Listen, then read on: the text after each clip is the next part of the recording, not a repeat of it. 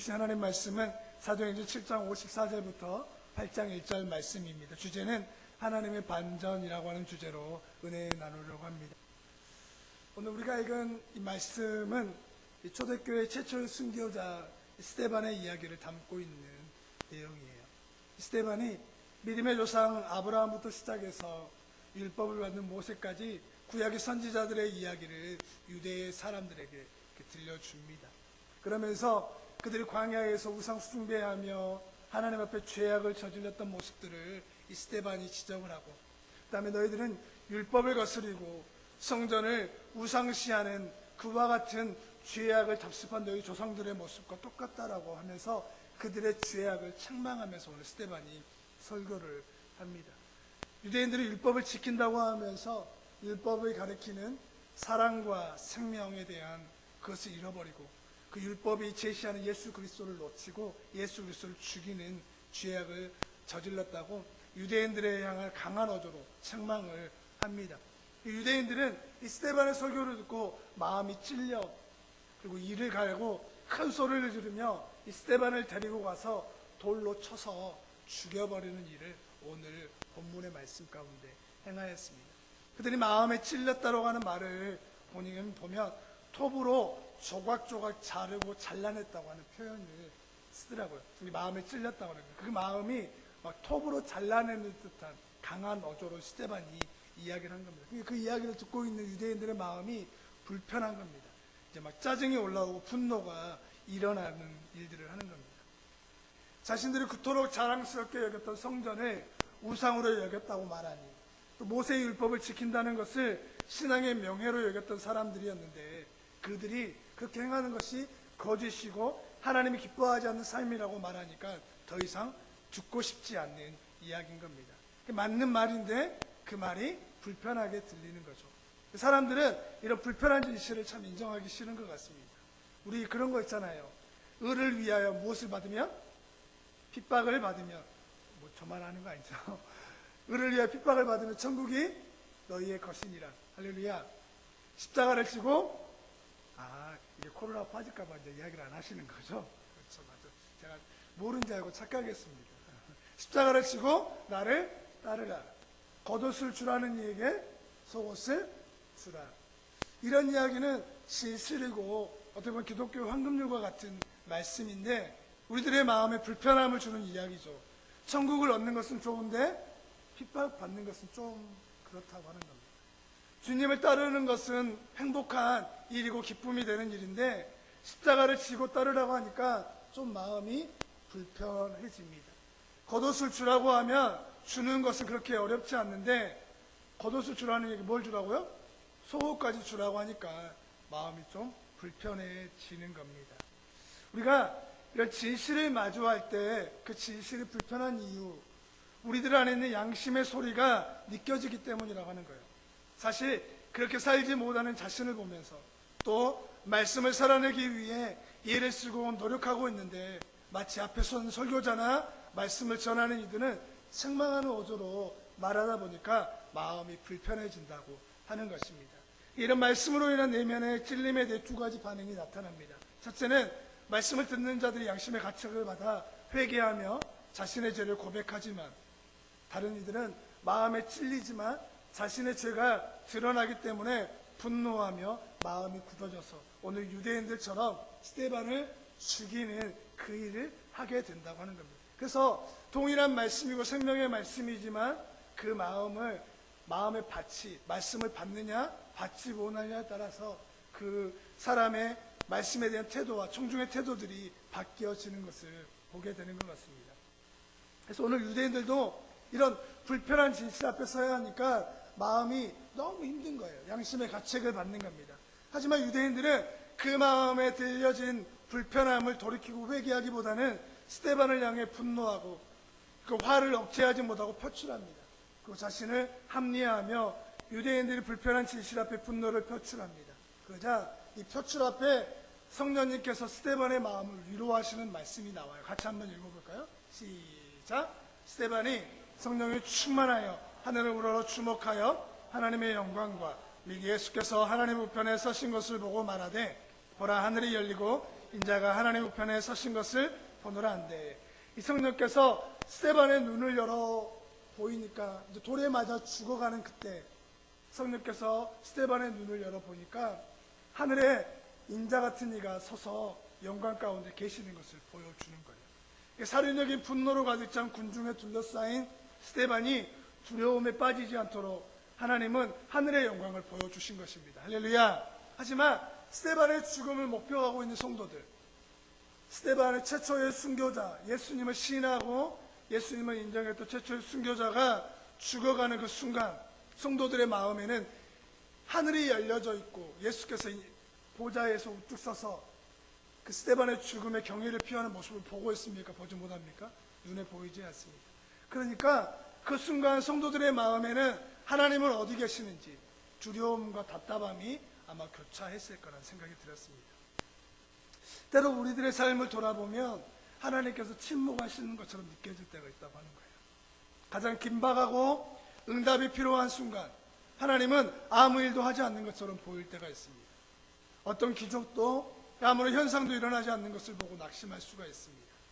하지만 하나님은 그 순간 아무것도 응답하실 수 없는 무능력한 분이 아니라 그와 함께 그 자리를 걸어가고 계시다는 것을 여러분 기억했으면 좋겠습니다. 할렐루야. 우리는 보지 못하지만 우리의 눈이 열려서 스데반이 죽어갈 때에 하늘이 열리고 인자가 우편 보좌에서 일어나서 스데반의 죽음의 경의를 표하는 모습을 우리는 보지 못하지만 그 스데반의 죽음과 스데반의 고통과 아픔 가운데에 예수께서 함께하고 계신다고 하는 겁니다.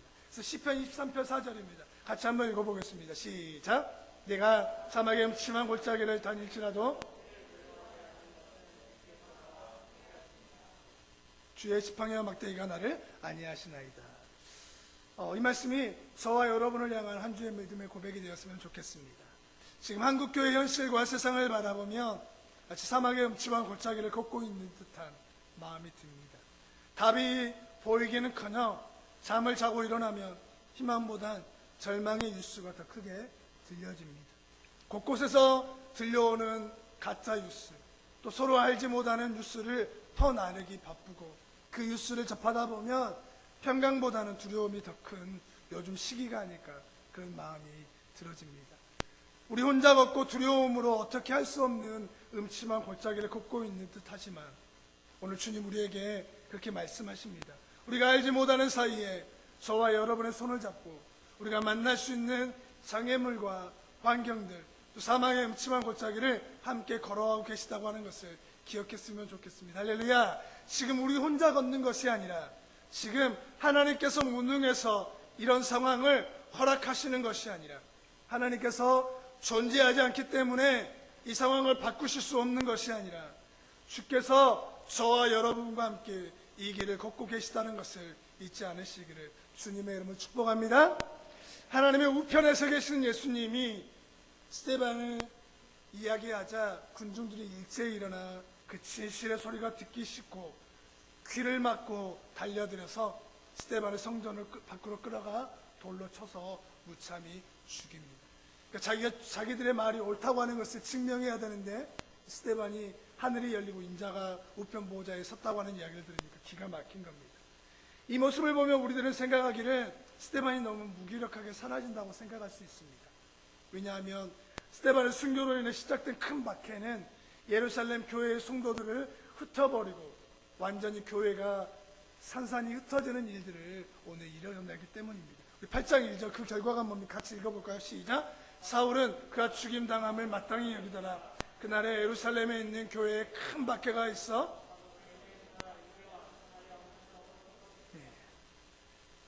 순교를 각오한 사도 외에는 유대와 사마리아 모든 땅으로 성도들이 자신의 신앙을 지키기 위해 믿음을 유지하기에 다 흩어져 버렸습니다.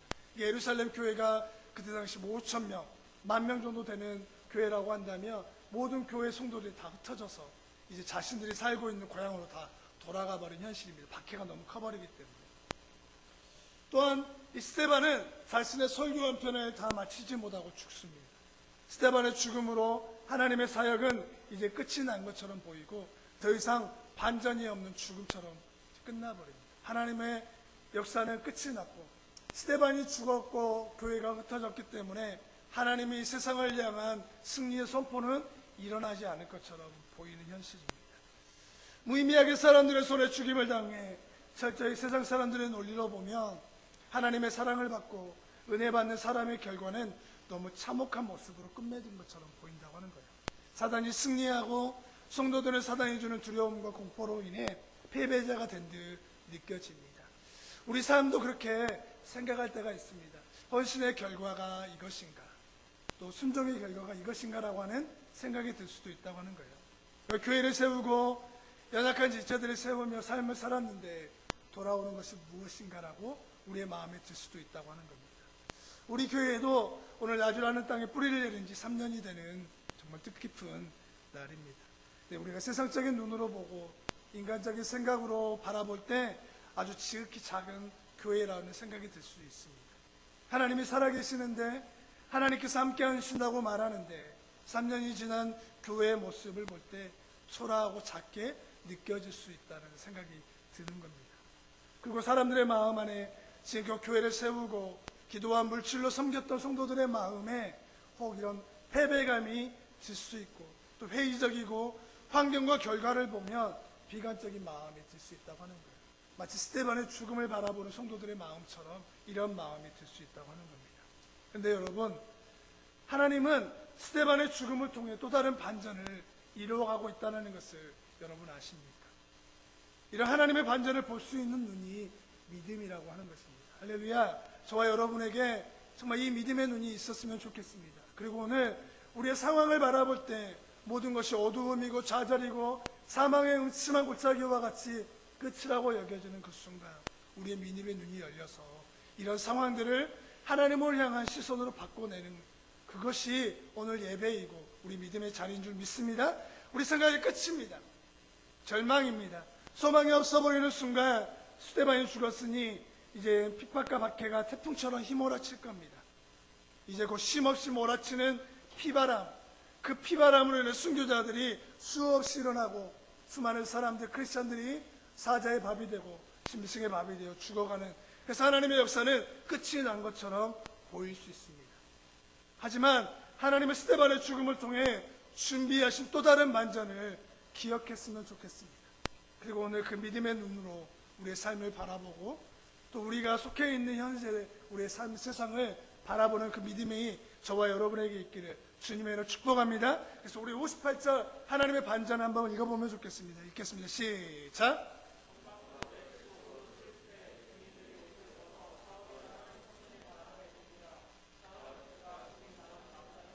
아멘. 스데반의 순교는 경건한 사람들에게 큰 슬픔이 되었습니다. 이 사건으로 인해 예루살렘 교회는 큰 변화를 겪습니다. 그것은 교회를 향한 대대적인 박해입니다. 이런 상황들이 사람들이 생각할 때 너무 안 좋은 쪽으로 흘러가요. 언뜻 보기에 교회는 세상에 비해 힘이 없고 세상의 폭력에 속수무책으로 당하는 것처럼 느껴집니다. 하지만 하나님의 계획은 결코 좌절되지 않습니다. 한번 해볼까요? 하나님의 계획은 결코 좌절되지 않습니다. 한번 해보자. 이것은 나를 향한 하나님의 계획은 결코 좌절되지 않습니다. 그럼 환경과 상황과 문제에 따라 흔들릴 수 있지만 하나님은 하나님의 때에 하나님의 시간대로 하나님의 계획들을 이루어 가고 계신다고 하는 겁니다. 교회를 향한 하나님의 계획, 나를 향한 하나님의 계획, 자녀와 가정, 직장과 사회, 삶 속에서 맞닥뜨린 현실 속에서 그 어떠한 것일지라도 하나님의 계획은 결코 좌절되지 않는다고 하는 겁니다. 여러분, 스데반이 죽을 때 갑자기 한 사람의 이름이 등장합니다. 누구입니까? 사울입니다. 사울은 곧 바울, 사도 바울을 이야기하는 거예요. 좀 놀랍지 않습니까? 성경은 굳이 스데반을 죽이려는 거짓 증인들이 옷을 벗어 사울의 발 앞에, 사울이라고 하는 청년의 발 앞에 두었다고 이야기를 합니다. 그리고 사울은 스데반의 죽음을 마땅히 여겼다고 하는 겁니다. 일종의 이건 뭐냐면 복선이라고 하는 거예요. 앞으로 하나님이 하실 일에 대한 암시라고 하는 겁니다. 하나님은 신실한 일꾼의 순교를 통해 전혀 예상하지 못한 한 사람을 사용하실 것을 계획하고 준비하고 계신다고 하는 것이 오늘 저와 여러분에게 주신 하나님의 반전이라고 하는 거예요. 스데반을 핍박하고 죽이는 무리편에 서 있는 한 사람, 악명 높은 사울을 하나님의 가장 귀한 일꾼으로 만드시는 일을 누가 상상이나 했겠습니까? 하지만 하나님은 그 일을 이루어가고 계시다고 하는 것입니다.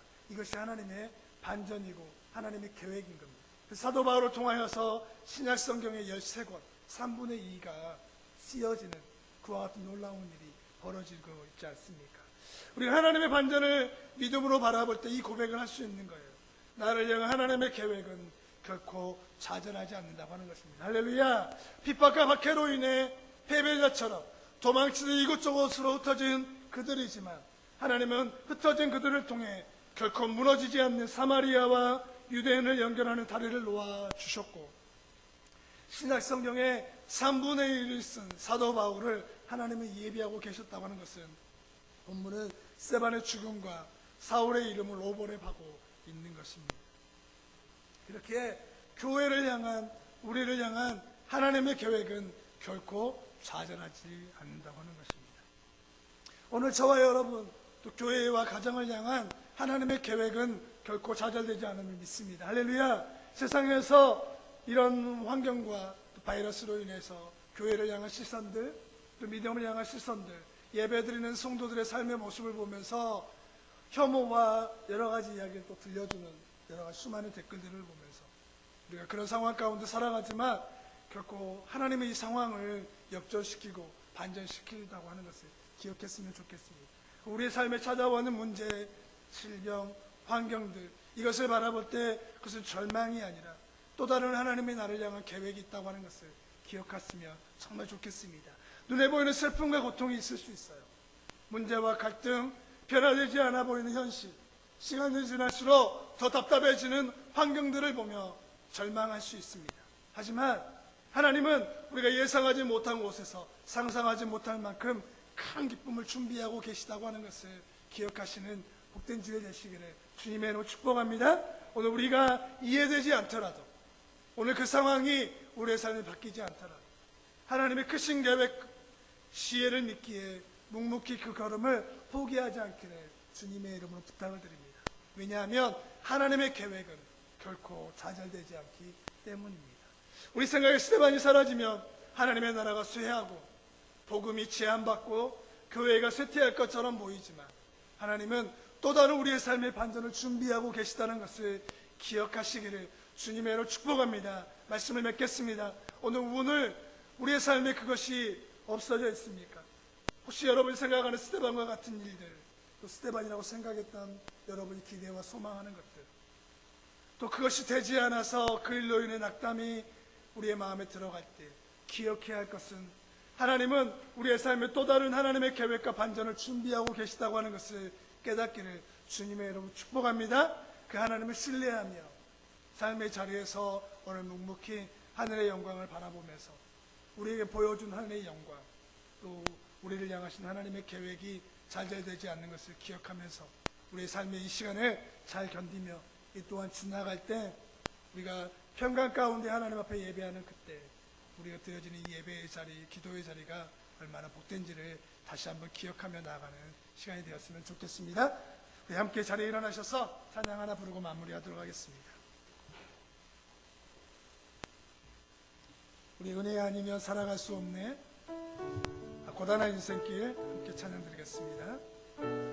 하나님, 우리 이 시간이 잘 지나가게 하여 주시고, 피곤한 인생길, 고단한 인생길이지만 예수님 안에서 참 힘을 얻고 돌아가는 삶이 되게 해주십시오. 함께 찬양 드리겠습니다. 하나님, 스데반이 죽고 예루살렘 교회에 큰 박해가 일어나자 성도들의 마음에는 절망과 좌절과 사망의 음침한 골짜기와 같은 두려움에 사로잡혀 있었습니다. 하나님, 그러나 스데반의 죽음 뒤에 하나님은 사도 바울이라고 하는 하나님의 뜻과 하나님의 영광을 위하여 예비된 정말 귀한 존재를 그 신약 성경 안에 남겨두었던 것처럼 오늘 우리의 삶을 돌아볼 때에 절망이며 두려움이며 좌절과 같은 이 시간 가운데에 하나님은 우리를 향한, 또 하나님의 교회를 향한 귀한 뜻이 있는 줄 믿습니다. 하나님이 이것을 믿음의 눈으로 바라보게 하여 주시고 오늘 스데반의 눈을 열어 인자가 하나님 우편에 서 계신 것을 보았던 것처럼 하나님이 절망과 사망의 음침한 골짜기를 지나는 우리들의 마음 안에도 믿음의 눈을 열어서 우리와 함께 하시는 하나님, 우리의 삶에 큰 역사를 예비하여 주시는 하나님의 은혜를 기억하는 복된 한 주 되게 하여 주시옵소서. 이제는 우리 주 예수 그리스도의 은혜와 아버지 하나님의 극진하신 사랑과 성령님의 충만케 하여 주시고 인도하여 주시고 지켜주시는 은혜를 따라 나를 향한 하나님의 계획은 결코 좌절되지 않습니다. 주님의 몸된 교회와 대한민국을 향한 하나님의 계획은 그 어떠한 방해 세력을 만나도 절대 제한되지 않고 포기되지 않습니다라고 고백하며 나아가는 우리 혁신교회시 가족들 위해 돌아가는 발걸음 위에 또 이곳에 오지 않았지만 또 가정과 삶의 자리에서 예배하는 귀한 성도들의 자리 위에 이제로부터 보호하시고 지켜주시는 은혜가 함께하여 주시기를